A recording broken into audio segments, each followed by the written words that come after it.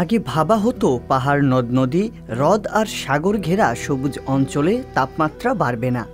হ্রদ আর সাগরের শীতল হাওয়া এসে সবুজ ঘেরা পাহাড়ি অঞ্চলকে ঠান্ডায় ভরিয়ে রাখবে।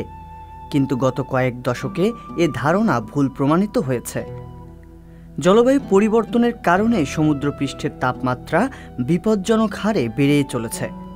সাগরের সেই উষ্ণতা এখন আছড়ে পড়ছে উপকূলীয় শহরগুলোতে, ফলে তাপমাত্রার পারদ হচ্ছে ঊর্ধ্বমুখী।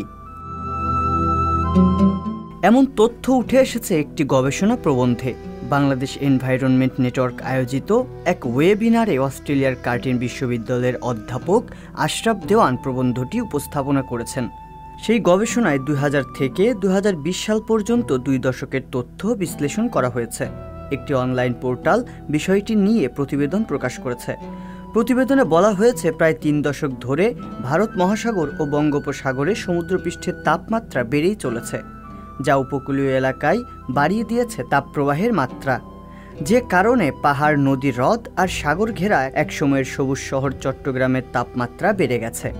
বন্দর নগরীর বার্ষিক গড় তাপমাত্রা গত 3 দশকে বেড়েছে 1.1 ডিগ্রি সেলসিয়াস। অন্যদিকে সমুদ্রপৃষ্ঠ থেকে উষ্ণ বায়ুপ্রবাহের কারণে চট্টগ্রামে অস্বাভাবিক হারে বেড়ে চলেছে রাতের তাপমাত্রা।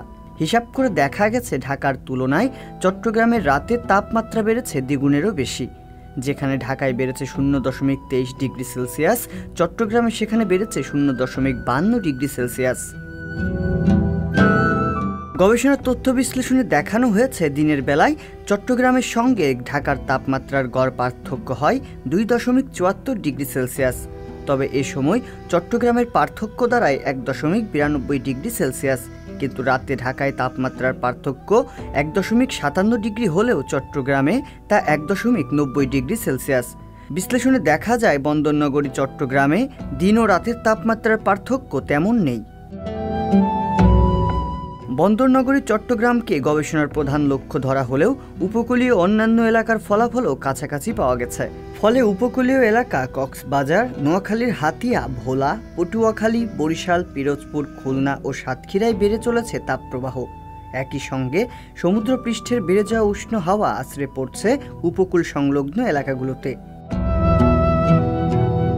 তবে এমন উষ্ণতার কারণ হিসেবে মানুষ তার দায় এড়াতে পারে না। উপকূলবর্তী সবুজ পাহাড়ে ঘেরাই অঞ্চল ছিল এক প্রকার রক্ষা কবচেরই মতো। তবে গত কয়েক দশকে অপরিকল্পিত নগরায়ন, কলকারখানা নির্মাণ সহ জলবায়ুর ভবিষ্যৎ ভয়াবহতা সম্পর্কে অজ্ঞতার কারণে প্রাকৃতিক ভারসাম্য নষ্ট হয়েছে উপর্যুপরি। রিয়াজুল ইসলাম, সংবাদ প্রকাশ।